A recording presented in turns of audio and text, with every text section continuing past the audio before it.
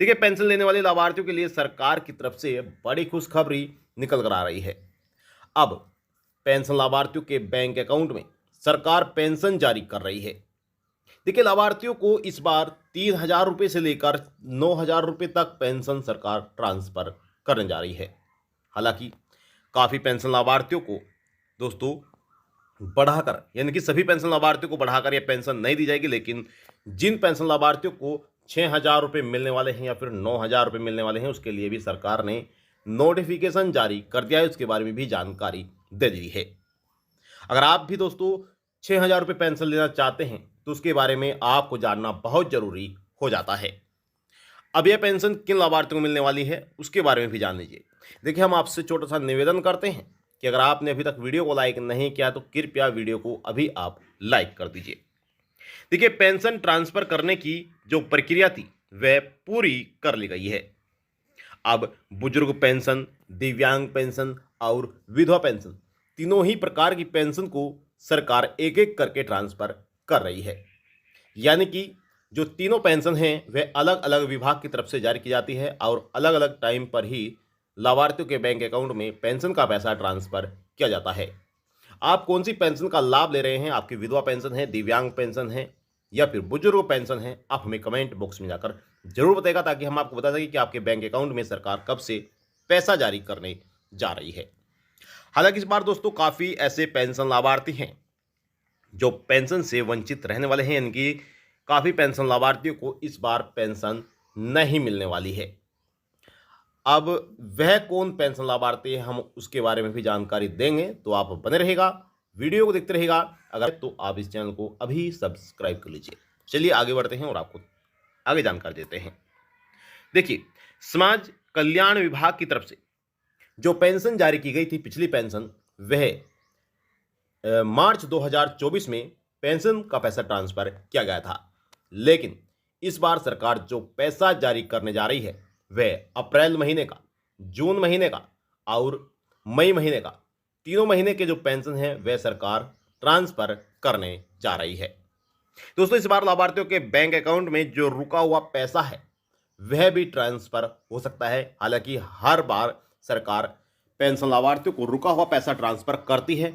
हमने आपको लाइव जानकारी भी दी है, ऑफिशियल वेबसाइट पर जाकर जानकारी दी है, जिसमें आपको लाइव दिखाया गया है कि 6,000 रुपये किन पेंशन लाभार्थियों को दिए गए हैं और 9,000 रुपये किन पेंशन लाभार्थियों के बैंक अकाउंट में ट्रांसफर किए गए हैं।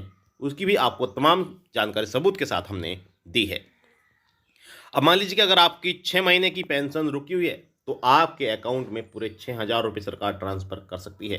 अगर आपकी 9 महीने की पेंशन रुकी हुई है तो सरकार आपके बैंक अकाउंट में 9,000 रुपये ट्रांसफर कर सकती है। हालांकि उसके लिए आपको वह वजह ढूंढनी होगी जिस वजह से आपकी पेंशन रुकी हुई है। अगर आपको कोई कमी मिलती है तो आपको वह गलती सही करानी होगी। हम आपको बता देते हैं कि किस प्रकार की गलतियां मिलती हैं। देखिए, जब सरकार पेंशन का पैसा ट्रांसफर करती है तो पैसे को ट्रांसफर करने से पहले लाभार्थियों की जितनी भी पेंशन है उन्हें दोस्तों जांचा जाता है कि किन पेंशन लाभार्थियों को पेंशन दी जानी है और किन पेंशन लाभार्थियों को पैसा नहीं दिया जाना है, कौन व्यक्ति पात्र है और कौन व्यक्ति अपात्र है, सभी को देखा जाता है। उसके बाद ही सरकार पेंशन का पैसा ट्रांसफर करती है। दोस्तों, यहाँ पर जो सबसे बड़ी गलतियाँ पाई गई हैं वह नाम की स्पेलिंग में, आपके एड्रेस में, बैंक आईएफएससी कोड में या फिर आधार में और आपकी पेंशन में इंफॉर्मेशन मैच ना होना, ऐसी गलतियां पाई जाती हैं और इन्हीं गलतियों की वजह से लाभार्थियों के बैंक अकाउंट में पेंशन का पैसा ट्रांसफर नहीं हो पाता है। लेकिन दोस्तों, अगर इन गलतियों को सही करा लिया जाता है तो आपको जितनी पेंशन रुकी हुई है आपको वह सभी पैसा ट्रांसफर कर जाएगा। ठीक है, अगर आपने वीडियो को लाइक नहीं किया तो वीडियो को लाइक कर दीजिए।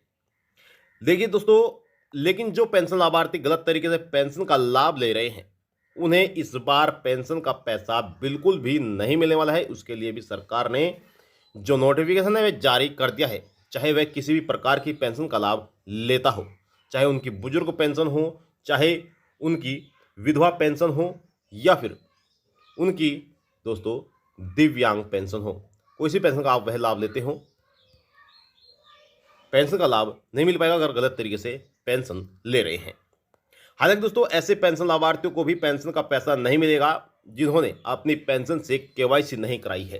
देखिए, केवाईसी कराना बहुत ही जरूरी है, केवाईसी के बिना पैसा नहीं मिल पाएगा।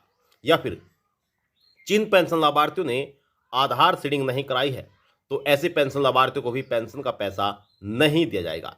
यह कार्य कराने पेंशन लाभार्थियों के लिए बहुत जरूरी कर दिए गए हैं। साथ ही साथ जिन पेंशन लाभार्थियों ने अपने बैंक खाते की केवाईसी नहीं कराई है, उन्हें भी पैसा नहीं मिलने वाला है, वह भी सरकार से पैसा नहीं ले पाएंगे। ठीक है दोस्तों, तो ये थी आपके लिए महत्वपूर्ण जानकारी। यदि आपको कोई सवाल सवाल कर सकते हैं। देखिए, आपको बता दें कि जो व्यक्ति यह कार्य करना चाहते हैं वह किसी भी जनसेवा केंद्र पर जाकर करा सकते हैं, ताकि उनकी आने वाली पेंशन उनके बैंक अकाउंट में सरकार ट्रांसफर कर सके। देखिए, जो पेंशन सरकार जारी करने जा रही है वह उत्तर प्रदेश सरकार द्वारा पेंशन जारी की जाएगी। यह पेंशन सरकार ने पिछली पेंशन जो जारी की थी वह मार्च महीने में पेंशन जारी की थी। 28 मार्च को सरकार ने पैसा जारी किया था। और दोस्तों, इस बार जो सरकार पेंशन जारी कर रही है वह 1 जून 2024 से सरकार लाभार्थियों के बैंक अकाउंट में पैसा जारी करना शुरू कर देगी। हालांकि जितनी पेंशन लाभार्थियों की दोस्तों पेंशन आनी है उनका सत्यापन किया जा रहा है, और सत्यापन खत्म होते ही सरकार उनके बैंक अकाउंट में पेंशन का पैसा जारी करना प्रारंभ कर देगी।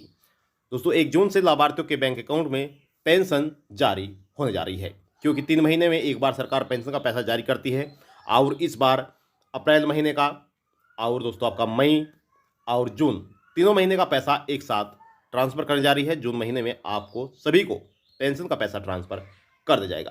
तो ये थी आपके लिए महत्वपूर्ण जानकारी। आई होप आपको जानकारी अच्छी लगी होगी। आपसे हम निवेदन करते हैं कि अगर आपने अभी तक वीडियो को लाइक नहीं किया तो वीडियो को लाइक कर दीजिए, ज़्यादा से ज़्यादा वीडियो को शेयर करेगा। चैनल पर आप पहली बार आए हैं तो चैनल को भी आप जरूर सब्सक्राइब कर लीजिएगा। अब चाहते हैं आपसे इजाज़त और मिलते हैं आपको नेक्स्ट वीडियो में। तब तक के लिए जय हिंद, जय भारत।